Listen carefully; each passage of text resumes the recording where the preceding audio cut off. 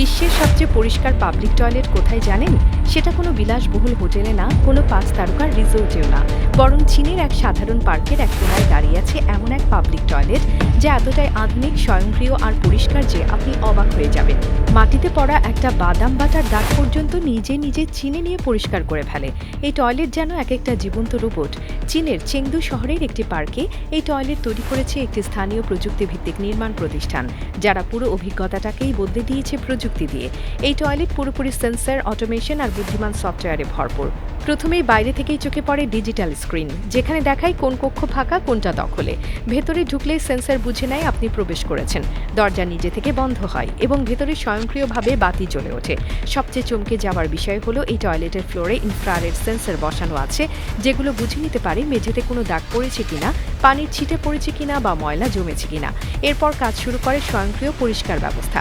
একটি মেশিন নিচ থেকে ছিটিয়ে দেয় স্প্রে, পরিষ্কার করে দেয় মেঝে, আবার শুকিয়ে ফেলে কয়েক সেকেন্ডেই।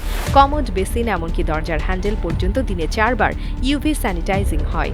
কেউ বের হলে সঙ্গে সঙ্গে নতুনভাবে পরিষ্কার করা হয় পুরো ইউনিট।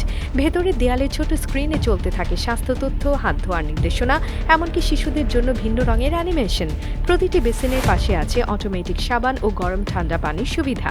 কেউ যদি খুব বেশি সময় ভেতরে থাকে তাহলে বাইরে থাকা সেন্সর থেকে সতর্ক বার্তা পাঠানো হয় ম্যানেজমেন্টে, যাতে কেউ বিপদে পড়লে দ্রুত সহায়তা দেওয়া যায়। এই টয়লেট হলো জল ও বিদ্যুৎ সাশ্রয়ীও। কমোডে থাকা ভ্যাকুয়াম ফ্লাশ সিস্টেম, যেটা মাত্র ০.৫ লিটার পানি ব্যবহার করে পুরোপুরি পরিষ্কার করে ফেলে। পুরো ভবনে সৌরবিদ্যুৎ ব্যবহৃত হয়। এই ছাদে রয়েছে রেইন ওয়াটার হারভেস্টিং সিস্টেম, বৃষ্টির পানি পরিশোধন করে ব্যবহার হয় ফ্ল্যাশে।